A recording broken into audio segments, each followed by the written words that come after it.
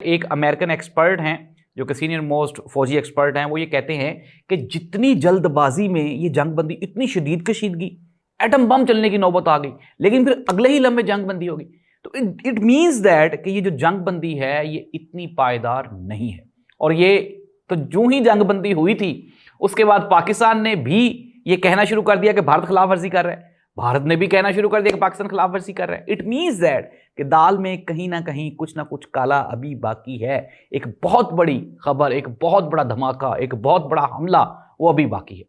अब वो किस तरफ से है ये हम आगे चलकर डिस्कस करते हैं, लेकिन मैंने आपको जो स्टोरी सुनाई उम्मीद है ये आप तक पहुंच गई होगी कि अमेरिका ने किस तरह से ये जो एटम बम चलने की जो प्लानिंग है या सूरत हाल है उसको कितनी खूबसूरती से अमेरिका ने रोका।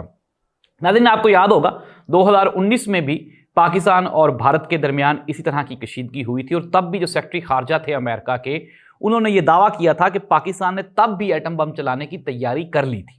लेकिन बकौल उसके वो जो सेक्रेटरी खारजा वो ये कहता है कि मैंने पाकिस्तान और भारत को मना किया कि आप जंग को बंद कर दें और मजीद जो है वो कशीदगी ना करें। ये 2019 की बात है। अब 2025 की जो कहानी है वो मैंने आपको सुना दी है। इट मीन्स दैट कि भारत ने हाथ बांध दिए हैं, हाथ खड़े कर दिए हैं, पाकिस्तान से मुआफ़ी मांगी है, लेकिन इसके साथ ही साथ भारत अपनी जो इश्तियाल अंगेजियां हैं उससे वो बाज नहीं आएगा।